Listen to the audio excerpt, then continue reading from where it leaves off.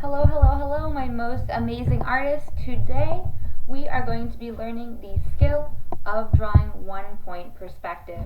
One-point perspective is a type of drawing that makes it look like you are going to walk into the drawing, or it gives the drawing space and depth. Let's go ahead and get started with our one-point perspective drawing.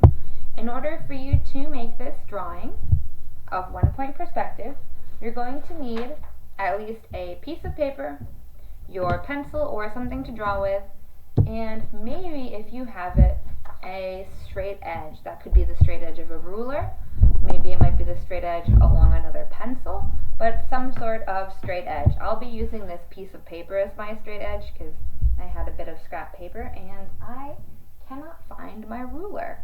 So let's get started.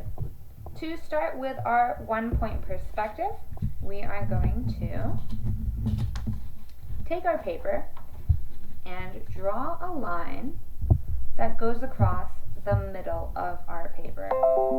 In order to make your line straight, you can use the straight edge of, say, a ruler or another piece of paper. So I'll be using this piece of paper to draw a straight line across my paper. So I just put my other piece of paper down and I use that kind of as a guide to draw a line all the way across my paper.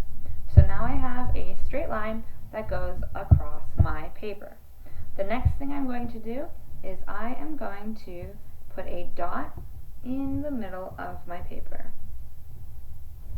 Now that I have a dot in the middle of my paper, I'm going to make a triangle that comes out of this dot and meets 2 points somewhere along the bottom of my paper. So I could maybe say I want one dot to be here, and maybe the other side of my triangle will be here. So I'll go ahead and grab my straight edge of my paper and I'll line up my dots. I want one side of my triangle to be here, so I'll put my straight edge at the corner of this dot, and I will line my straight edge up with my dot that I drew in the middle. Beep, beep, beep. Alright.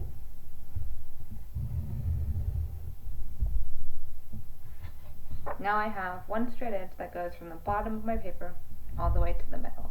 We're trying to make this shaped like a triangle, or you could think of it kind of like a capital letter A. So we're going to put our pencil at the bottom of our paper where we want the end of our triangle to be, and line our straight edge up with the dot we made in the middle of our paper. You can do this without a straight edge. It is not actually that difficult. I will show you what it might look like. So maybe you want to do this without a straight edge. You don't need a straight edge for this to work. In fact, sometimes having a wiggly edge looks better, honestly. So if you don't have a straight edge, your lines may not be as straight, but you'll still have the same effect. So don't worry if you don't have a straight edge. It's not necessary for you to get the same effect of one-point perspective. So this point way back here, this point way in the back, is called the vanishing point.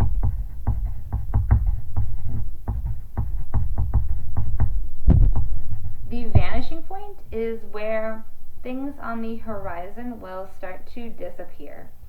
Say if this was a road and you were looking straight down it, at this dot right here, you would no longer be able to see anything. Things would be too far away and too small.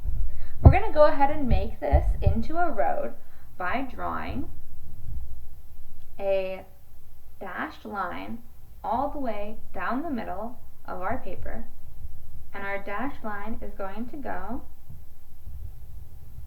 from the middle of our triangle to the vanishing point. And as we draw our dashed line, you want to make your dashes shorter and shorter until they get all the way to the vanishing point. So notice how my dash lines are long at the beginning and they get smaller and smaller as I get closer and closer to that dot. Go ahead and draw your vanishing lines on your paper, long when they're at the front of your paper, and as they get closer to the dot, make them shorter and shorter. If you could see very close up, look how very, very short my lines are at the end. Those are like itty bitty little short lines. Alright, let's keep going. We are going to add some details along the sides of our road. We're going to add some power lines. Power lines I really like adding because they are easy to add and they give us a really cool effect. So to add a power line, we're going to start at the end of our road, closest to where we would be standing. And we'll take our straight edge, if we have one, put our straight edge up to the start of our road, and we'll just draw a line that goes up from the start of our road all the way up to, let's say, maybe, I don't know, about half a fingertip's length above the horizon line.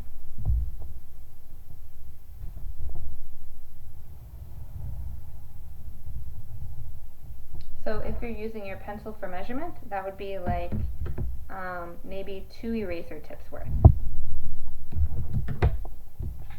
Alright, so I've drawn my first line for my first telephone pole. To make this look more like a telephone pole, I'm going to draw another line next to it.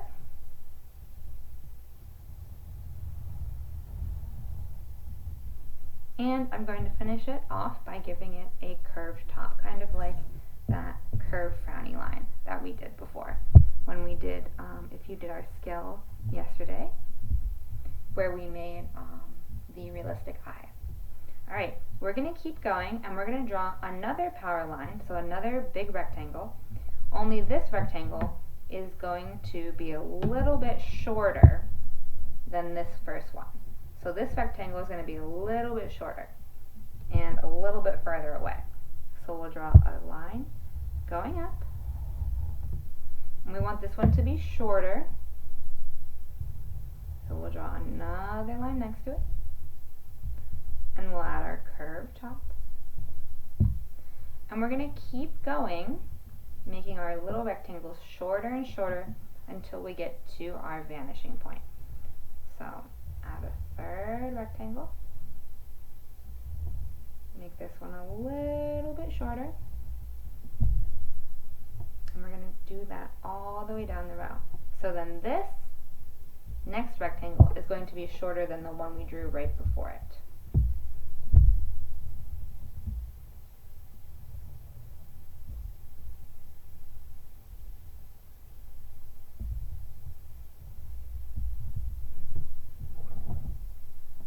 Alright, see how my rectangles get shorter and shorter until I get to the vanishing point, and then they're practically gone. They're pretty much invisible.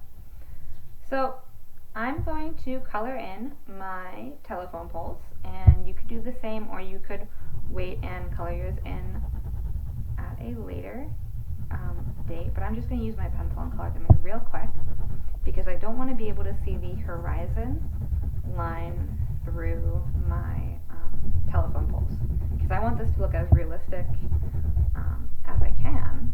So I'm going to just color these in really quickly.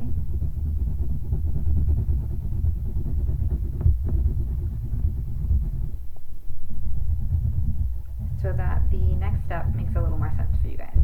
So go ahead, and if you have crayons or markers, you could color these in brown for a telephone pole. I'm just going to be using my pencil today, but you could use your markers or crayons or colored pencils. Alright, so now that our telephone poles are colored in, we're going to add a curved line that curves in between each telephone pole. So I'm going to draw a curved line, kind of like a smiley face line, and it's going to go from one pole to the next. So I'm going to start at the top of one of my poles, And I'm going to draw a curved line that curves down and connects to my next pole. And I'm going to keep drawing curved smile lines all the way down until I get to the end. You could also add things on these lines like little birds. So you could draw a little bird sitting on this line so that people really knew it was a telephone pole. You could add little birds sitting on it. But the key to know is that as you get closer to your vanishing point, things start to get smaller. You can do this same thing with trees. You can do the same thing with buildings. If you have something in the front, it's going to be very large. Something in the back is going to be quite a bit smaller. Let's go ahead and add some mountains in the background. Maybe we are making a long mountainous road, so I'm just going to add some mountains in the back with a jagged line. Some mountains back here, just to give it a little more interest and maybe some setting. So we have, some mountainous regions.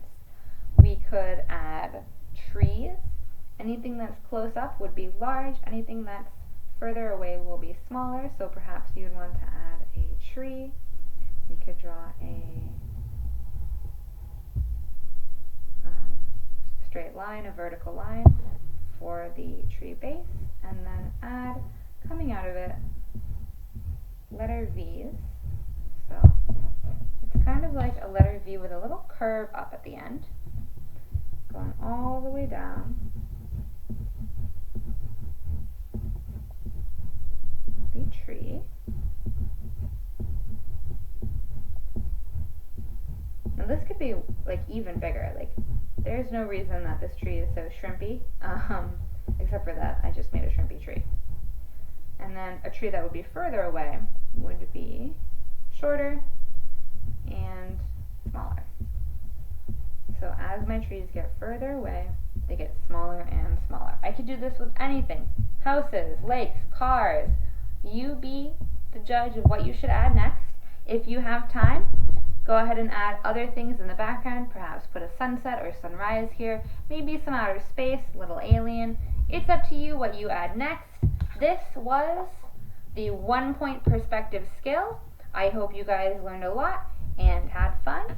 Don't forget to upload your picture of your 1-point perspective drawing to Schoology. Alright artists, see you tomorrow. Well, see you on Thursday. Goodbye!